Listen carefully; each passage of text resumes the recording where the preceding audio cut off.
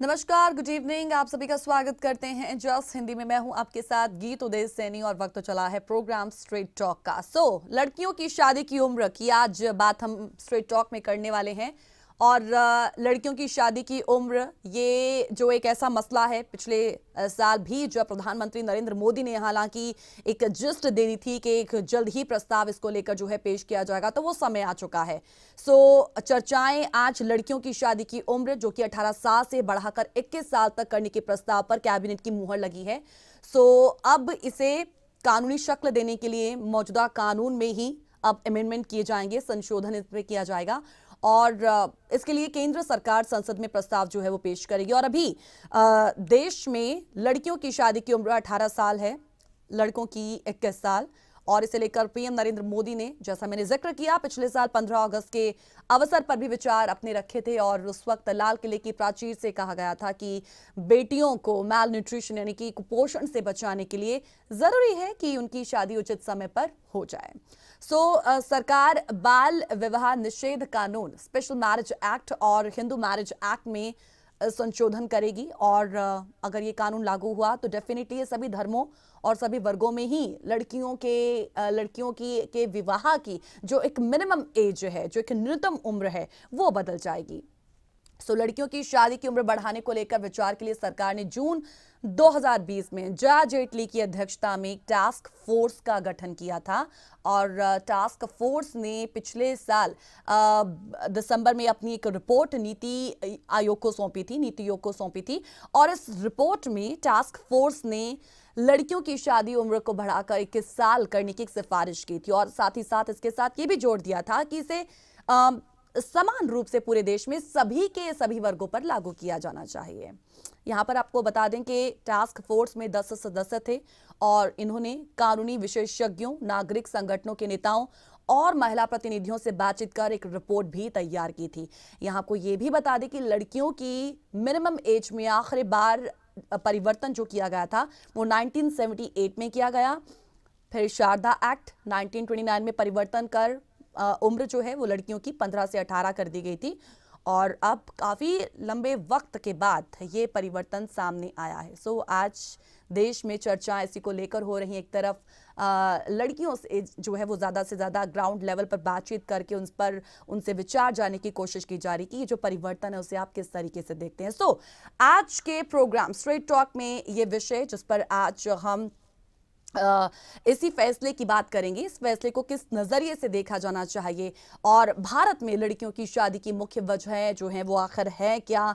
अब उम्र क्योंकि है अब 3 साल और बढ़ा दी गई है, ऐसे में इससे अब क्या बदलाव जो है वो नजर आने वाला है। आज चर्चा स्ट्रेट टॉक पर इसी पर होगी। खास मेहमान भी हमारे साथ जुड़ेंगे। चलिए आइए करते हैं शुरुआत आज के स्ट्रेट टॉक की।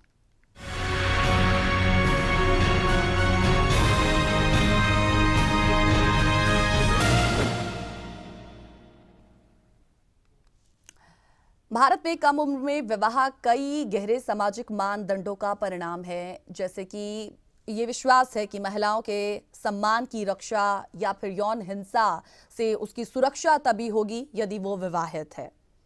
आप इसे कह सकते हैं कि एक सोच, गरीबी, बेटियों को आगे नहीं पढ़ाने की अनिच्छा, कम दहेज देने, जागरूकता की कमी जैसे कई ऐसे कारण हैं जो पेरेंट्स को कम उम्र में बेटियों की शादी करने के लिए मजबूर भी कर देते हैं।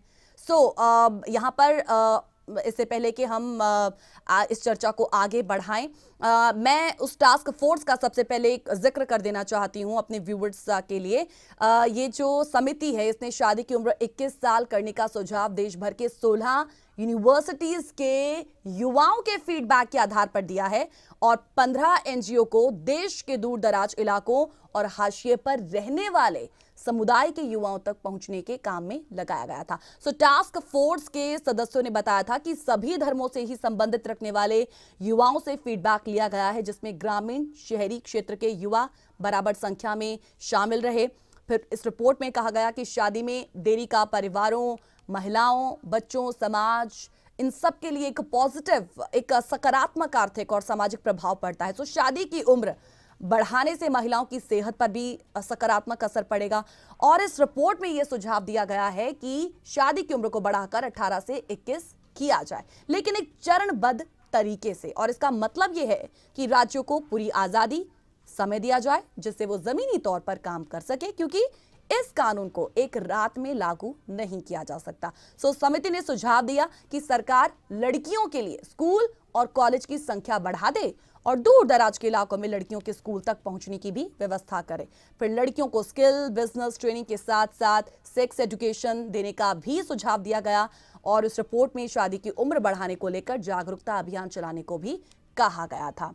सो ये तमाम सिचुएशन, तमाम समिति और तमाम उस रिपोर्ट में जो जिक्र किया गया है वो हमने आपके सामने रखा है।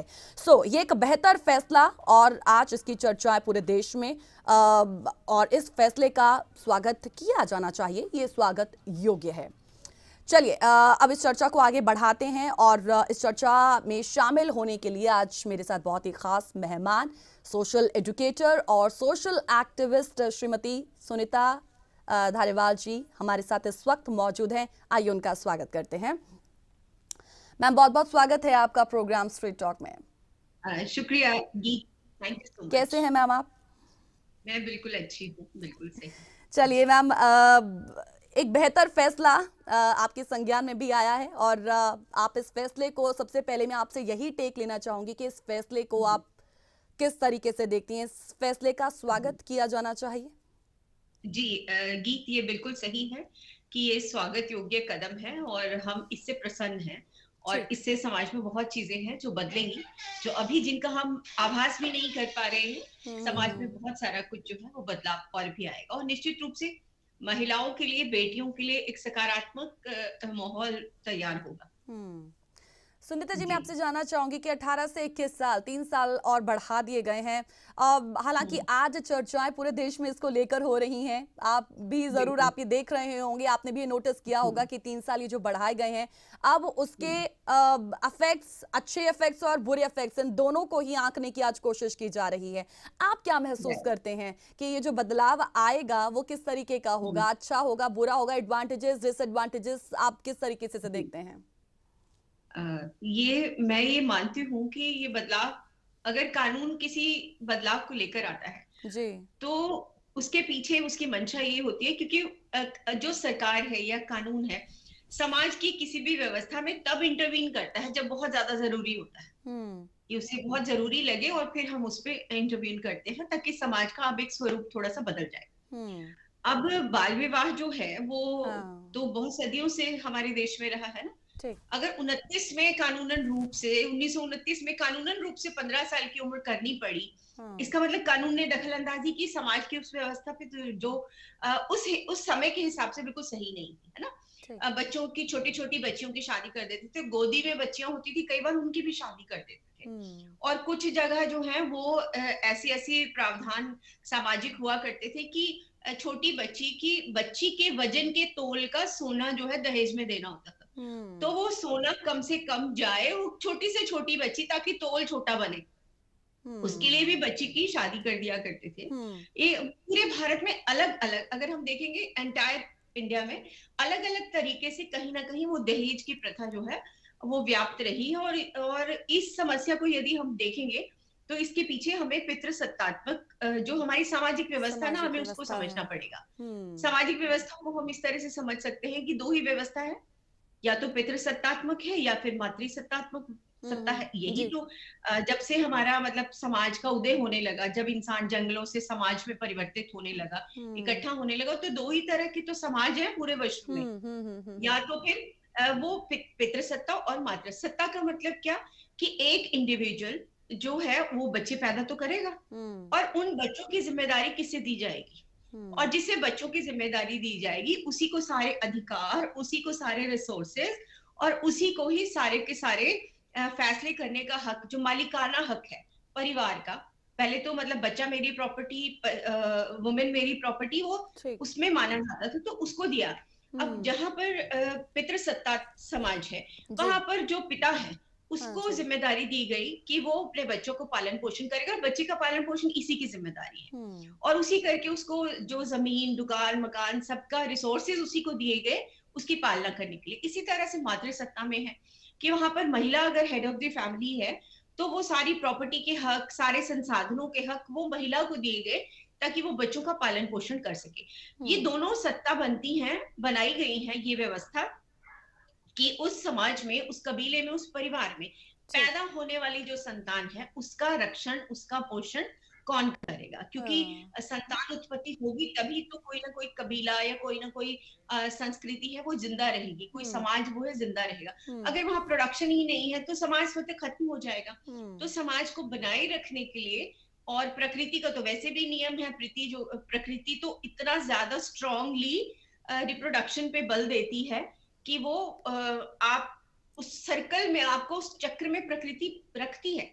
तो अभी हम लोग जब बात करती, इससे आप समझिए कि किस प्रकार से हमारा समाज बना, और ये पितृसत्ता और मातृसत्ता में बच्चों की जिम्मेदारी आ गई। अब बच्चों की जिम्मेदारी आने के बाद फिर वो उनकी शादी, बच्चों की भी शादी करना है ना, और कैसे वो जल्दी जल्दी से कर देते थे कि बैलेंस बना रहे। बिल्कुल, वो बहुत सारी चीजें हैं, इस पे हम और डिस्कस कर लेंगे, पर अभी के लिए जी बिल्कुल। सुनीता जी, मैं ये जो आपने अभी बातें कही हैं और तमाम उन समस्याओं का भी जिक्र किया है, मैं ये आज आपके नजरिए से समझना चाहती हूँ कि जिन समस्याओं का आप जिक्र कर रहे हैं क्या वो अभी भी व्याप्त हैं? ये जवाब मैं आपसे जरूर लूंगी, लेकिन एक छोटे से ब्रेक के लिए अभी फिलहाल हम यहाँ पे रुकेंगे।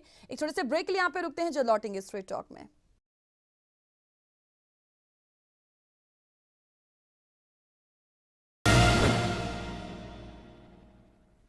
ब्रेक के बाद एक बार फिर से आप सभी का स्वागत करते हैं प्रोग्राम स्ट्रेट टॉक में। वर्तमान नियम के अनुसार लोगों के दिमाग में ये कहीं ना कहीं बैठा हुआ है कि लड़कियां जैसे ही 18 साल की हो जाएं तो उनके हाथ पीले कर दिए जाएं, भले ही लड़की मानसिक रूप से तैयार ना हुई हो। ऐसे में लड़कियां कुएं के मेंढक की तरह जिंदगी बिताने भी लगती हैं, कॉम्प्रोमाइज भी कर लेती हैं। वो दुनिया को उस नजरिए से एक्चुअल में देख ही नहीं पाती हैं जिसकी वो हकदार भी होती हैं। शादी तो हो जाएगी, लेकिन इसके पहले लड़कियों को खुद को मानसिक और शारीरिक रूप से विकसित करने की भी आज जरूरत है। कुछ और भी ऐसे कारण हैं जिनकी वजह से ये फैसला जो है वो लेना पड़ा है, और कोर्ट के दरवाजे पर जो है वो दस्तक देनी ही पड़ी, और सरकार को भी इस पर अपना फैसला अब लेना पड़ गया है। कानूनी शक्ल लेने में बहुत ज्यादा समय नहीं लगेगा। और आज इसी पूरे मसले पर चर्चा करने के लिए हमारे साथ श्रीमती सुनीता धारीवाल जी हमारे साथ जुड़ी हुई हैं। मैम, एक बार फिर से आपका बहुत बहुत स्वागत करते हैं। मैम, इससे पहले तमाम समस्याओं का आपने जिक्र किया है, हालांकि मैं आपसे ये तो आज जरूर जानना चाहूंगी कि ये लड़कों और लड़कियों की शादी की जो मिनिमम एज है, ये इसमें फर्क जो है वो खत्म क्यों किया जाना चाहिए था, ये मैं आपसे जरूर समझूंगी। लेकिन जो आपने व्याप्त समस्याओं का इससे पहले जिक्र किया था काफी पहले की, क्या वो आज भी महसूस करते हैं आप? देखिए, समाज की जड़ों में और समाज की व्यवस्था में वो पुरातन चीजें हैं, वो चली आ रही हैं।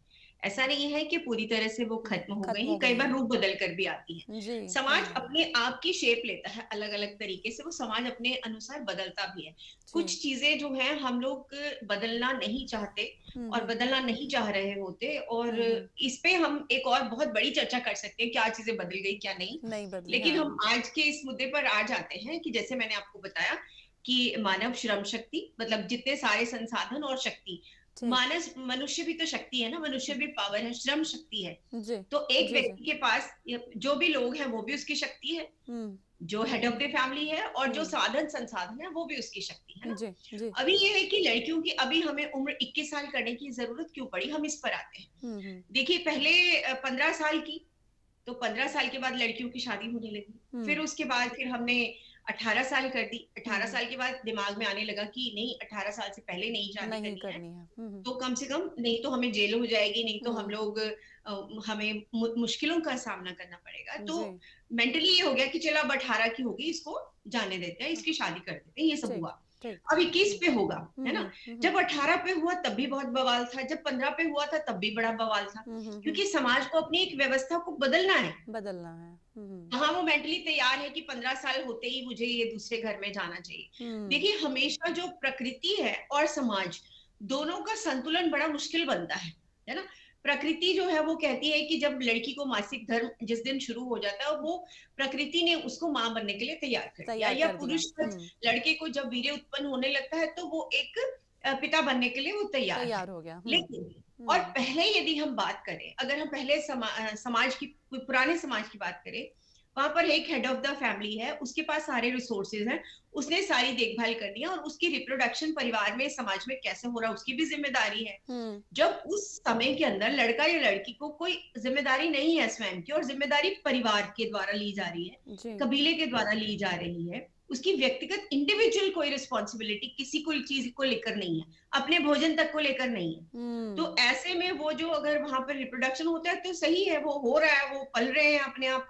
बड़े परिवारों में कितने कितने बच्चे पल जाते थे क्योंकि इंडिविजुअल की रिस्पॉन्सिबिलिटी नहीं होती थी। वो सारी की सारी एक जॉइंट फैमिली की व्यवस्था है, जहां पर आपने जैसे ही आपको ठीक लगा, लड़का ठीक मिल गया, लड़की ठीक मिल गई, आपने बच्चों की शादी कर दी, और फिर बच्चों की जिम्मेदारी, बच्चों को पालना पोसना परिवार में होता था, बड़े बुजुर्ग पालते रहते थे और ये सब चीजें परिवार में संभव थी। लेकिन जैसे जैसे अब हमारा एकांकी परिवार हो रहे हैं, इंडिविजुअल हो रहे हैं, हम जब समाज से अकेले उसमें आ रहे हैं, इंडिविजुअल आइडेंटिटी की तरफ आ रहे हैं। भारत जो है इंडिविजुअल आइडेंटिटी का देश था ही नहीं, सामूहिक और सामाजिक देश था, और हमारी जो कुटुंब की परंपरा है, परिवार की परंपरा है, वो ऐसे ही थी। और अब जो कि शिक्षा का विस्तार, और डेफिनेटली ये अलग बहस का विषय है कि जिस तरह की शिक्षा दी गई उसमें एक इंडिविजुअल सोच भी हमारे अंदर आई कि मैं कौन, मेरा क्या, जिसकी वजह से वो सामाजिक, जो हमारी सामाजिक व्यवस्था है और हमारे बड़े परिवारों का विघटन सब शुरू हो गया।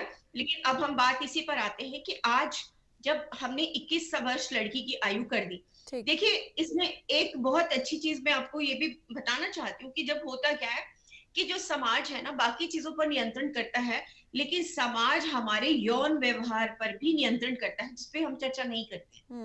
यौन व्यवहार पे कैसे नियंत्रण होता है कि जैसे ही लड़की टीनेज होने लगी, उसके अंदर हार्मोन्स का बदलाव आने लगा, या लड़का जब हार्मोन्स का उसके अंदर बदलाव आएगा, तो ये स्वाभाविक है कि वो ऑपोजिट जेंडर की ओर देखने लगेगा और उसको खोजने लगेगा, है ना, वो स्वाभाविक चीजें होती हैं। अभी पहले समाज में ये व्यवस्था होती थी कि बच्चे, लड़के और लड़की की माता पिता ही तय करते थे कि आपके साथ, उसके साथ जाना है, ठीक है, उससे शादी होगी उसकी।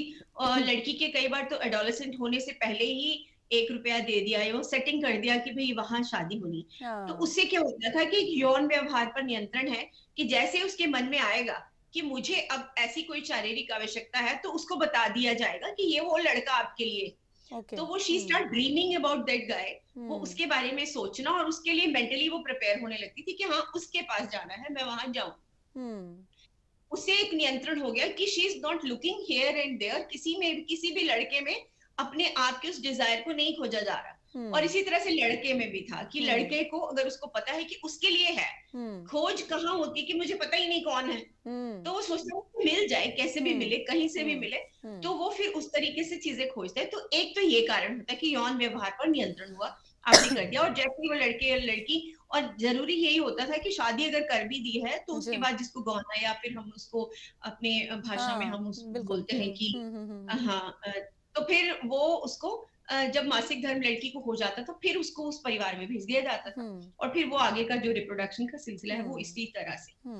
लेकिन आज के समय में है ये कि एक तो परिवार हमारे सिंगल रह गए हैं, सामूहिक परिवार की व्यवस्था नहीं है।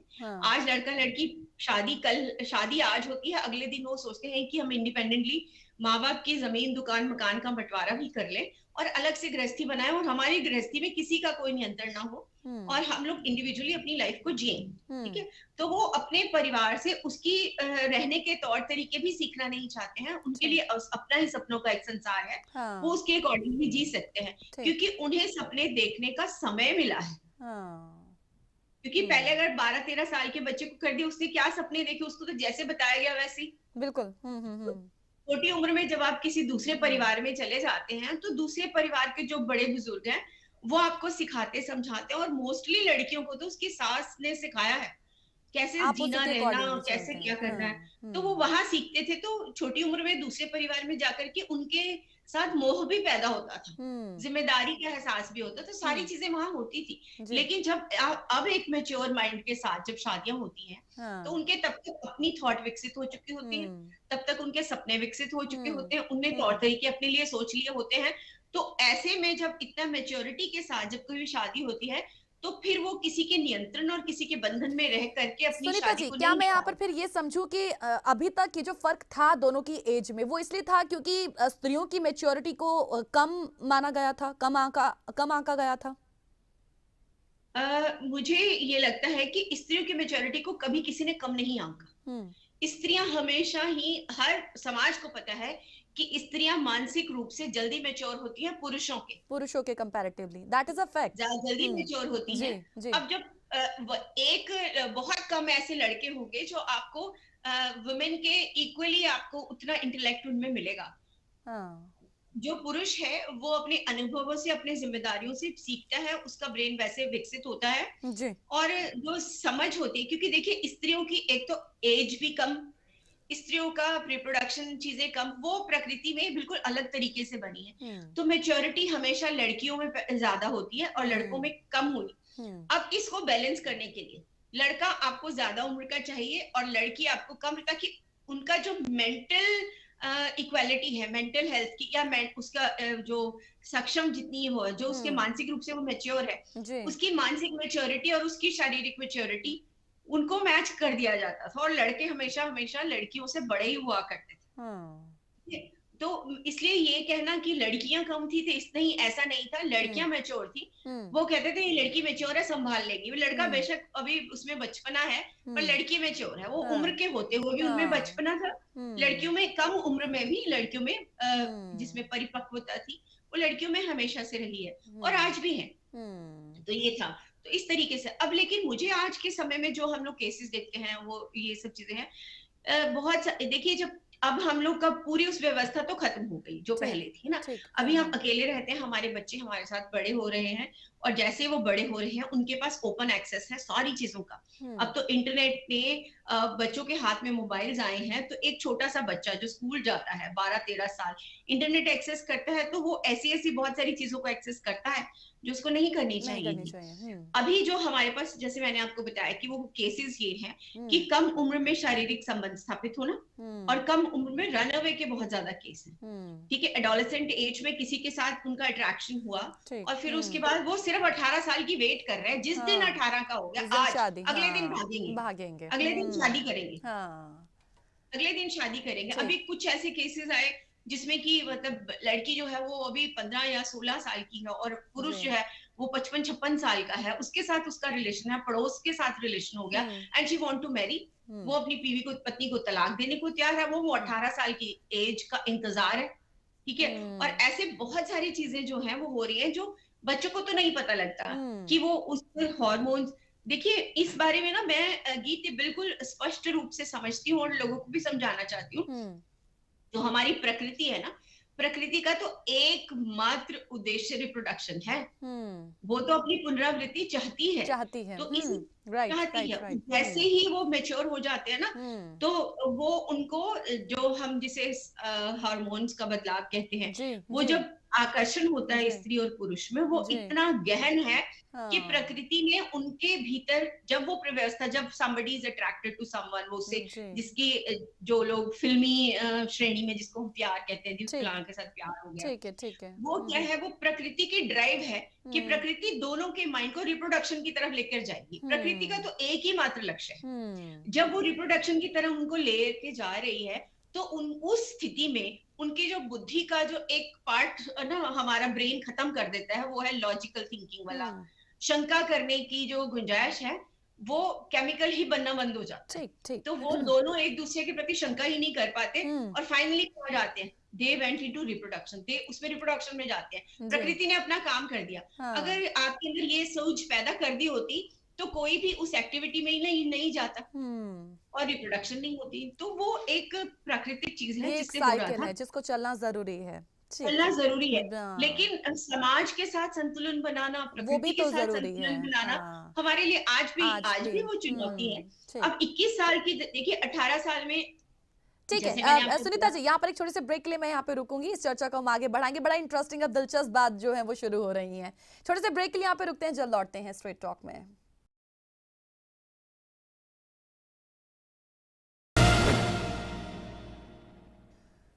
Welcome back after the break. आप देख रहे हैं स्ट्रेट टॉक। चिंता का सवाल भी कहीं ना कहीं बना हुआ है क्योंकि कुछ ऐसी समस्याएं हैं जो आज भी देश की बच्चियों के साथ जुड़ी हुई हैं। बशर्ते अगर हम बात करते हैं 17 सालों में महिलाओं के साथ होने वाली यौन हिंसा या फिर सजा की संख्या ये आधी क्यों हो गई है। 41% लड़कियां जो है वो आज भी बाल विवाह के आग में क्यों झोंक दी जाती हैं। When it comes to salary, when it comes to education, दोनों में अभी तक समानता क्यों नहीं है। क्यों आज भी उच्च शिक्षा में लड़कियों का जो प्रतिशत है बढ़ने के बाद भी जॉब मार्केट में उनकी हिस्सेदारी जो है वो अभी तक बढ़ नहीं रही है। आज भी इस देश में समान काम के लिए औरत और मर्द को समान जो पैसे हैं वो नहीं दिए जाते। कुछ ऐसी समस्याएं हैं जिनका जिक्र करना भी जरूरी हो जाता है और अब चर्चा हम उसी पर आगे बढ़ाएंगे। सुनीता धारीवाल जी, एक बार फिर से आपका स्वागत करते हैं स्ट्रेट टॉक में। मैम, समस्याओं का मैंने अभी तक जिक्र किया है। ये एक सवाल जो खुद मैं कहीं ना कहीं अपने आप से भी एकाएक कर रही थी जब ये इस पूरे फैसले की जो चर्चाएं हैं वो देश में छिड़ी हुई थी कि असल में आज जब चिंता का सवाल ये होना चाहिए कि बाल विवाह को कैसे रोका जाए। बिकॉज आई हैव सीन कि 2020 में भी 785 कुछ 700 से ज्यादा केसेस को जो है वो रजिस्टर्ड किया गया है under the prohibition of child marriage. So ये NCRB के आंकड़े हैं। सो ये चीजें जो है वो अभी भी कहीं ना कहीं व्याप्त हैं। आज हम सभी फायदों की बात तो कर रहे हैं, लेकिन फिर इन समस्याओं का क्या है? खास तौर पे कौन सी समस्याओं की तरफ इंगित मैं कर सबसे रहे पहले हैं? बाल विवाह की ही बात कर लेती हूँ जी। बाल विवाह की यदि हम बात कर रहे हैं, क्योंकि इसकी जो भी एक मतलब हमारी सामाजिक व्यवस्था है, सामाजिक व्यवस्था के साथ लोग अपने मन से इतने तरह गहरे जुड़े हुए होते हैं और कई बार उसके पीछे बहुत सी ऐसी अवधारणाएं जुड़ी होती हैं कि मतलब मान्यताएं जुड़ी हुई होती है जिससे इंसान साइकोलॉजिकली उबर ही नहीं पाता। मान लीजिए, छोटे सा एग्जांपल देती हूँ कि एक जगह पर है कि तुम यहाँ से निकलोगे तो ये पत्थर को झुका के ही निकलना, नहीं तो तुम्हारा कुछ बुरा हो जाएगा। सिंपल छोटी सी वो धीरे धीरे वो इतनी तगड़ी मान्यता है कि मैं ऐसा नहीं करूंगा तो ये हो जाएगा। और कई जगह ऐसी मान्यताएं हैं कि बच्चों का यदि इस वक्त में नहीं किया विवाह तो फिर सारा कुल का नाश हो जाएगा, फलाह हो जाएगा। वो बहुत सारी ऐसी स्थापित रूढ़िवादी, कुछ जिनका कोई तर्क नहीं होता समाज में, वैसी मान्यताएं भी समाज में होती हैं। और उससे वैज्ञानिक सोच हमारी उत्पन्न होती है शिक्षा से, एजुकेशन से।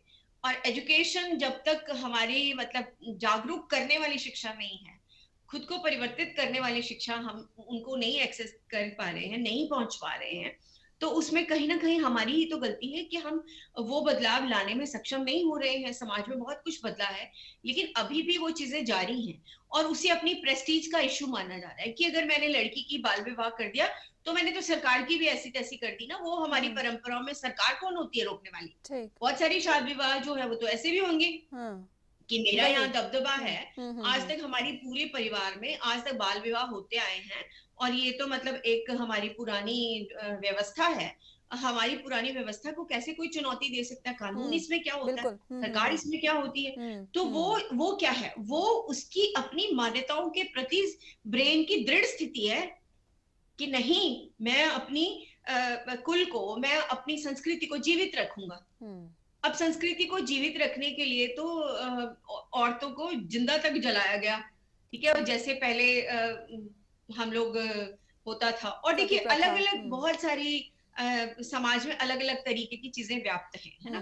और बहुत सारी अब होता है कि कितनी छोटी बच्ची का कुछ तो परंपरावश अडिग रहते हैं कि नहीं, मुझे तो करना ही करना है, मेरी तो परंपरा को तोड़ना है तो है अपने बुजुर्गों को नाराज करना।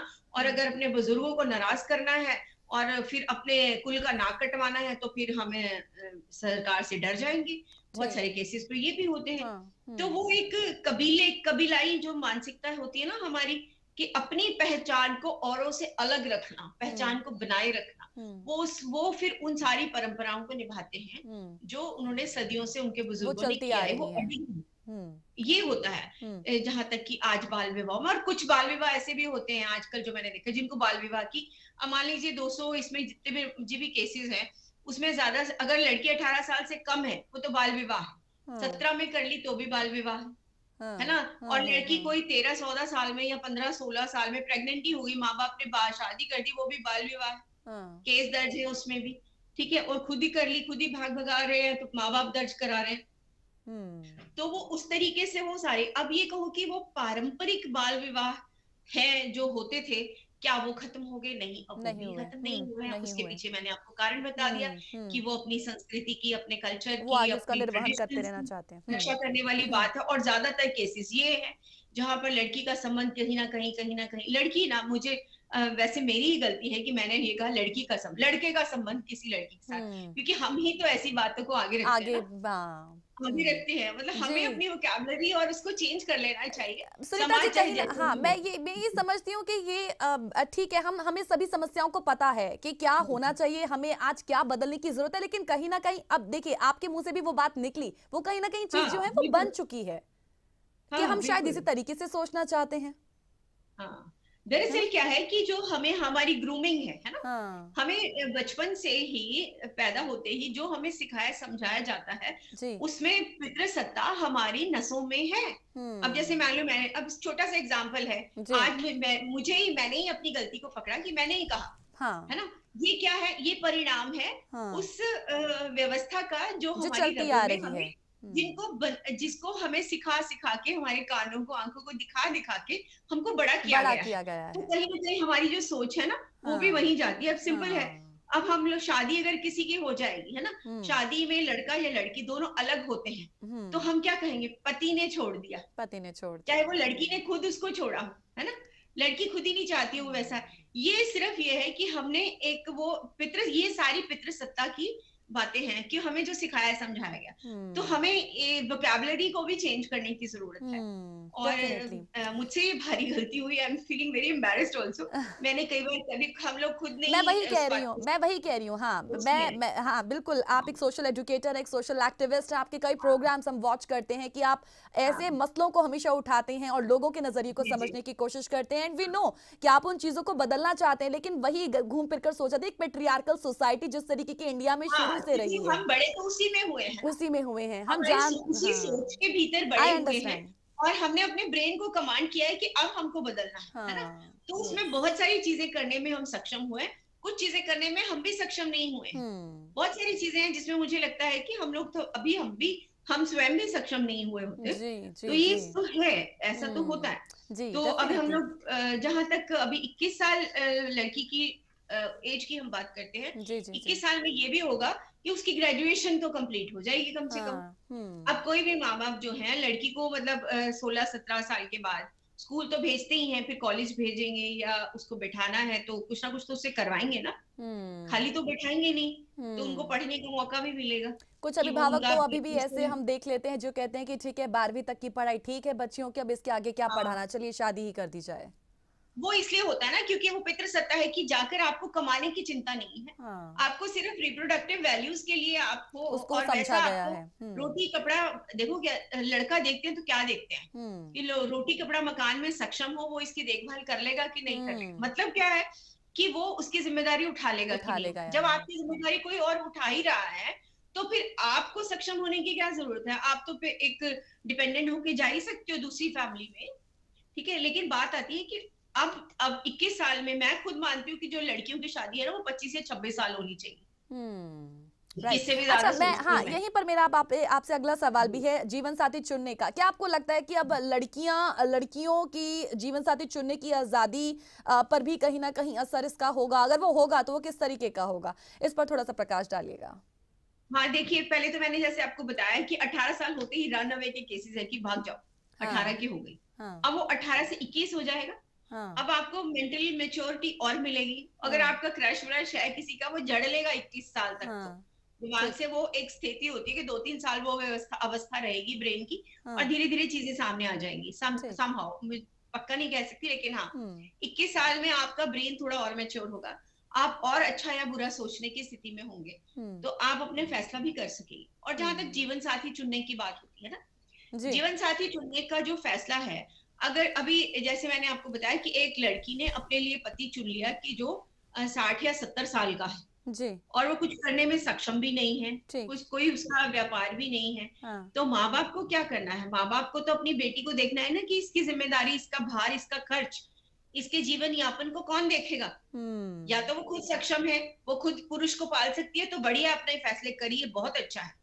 ठीक है, बराबरी का मतलब ये नहीं होता कि जो पुरुष पैसा कमाए वो मेरा और जो मैं कमाऊं वो मेरा, ऐसा नहीं होता।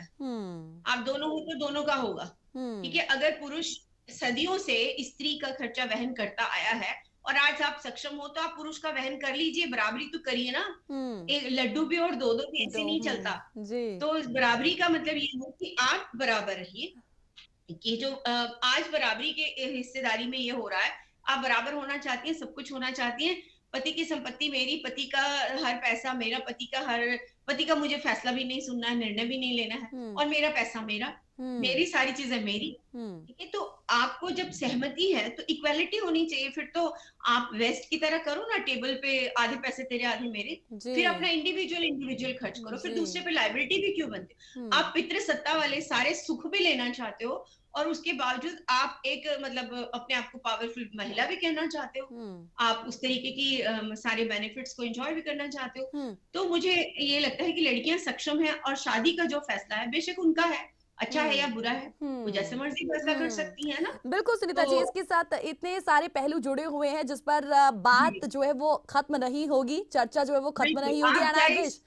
इतने सारे विषय को छूती हुई बात है, चाहे एक एक विषय पर आप कितना मर्जी आप इस पे बात कर सकते हैं। आई विश कि हमारे पास इतना समय होता और हम इस चर्चा को आगे बढ़ाते, लेकिन जी हाँ, इस विषय पर चर्चा करने के लिए एक बार फिर से आपको हम जरूर आमंत्रित करेंगे और इस पर चर्चा को आगे बढ़ाएंगे।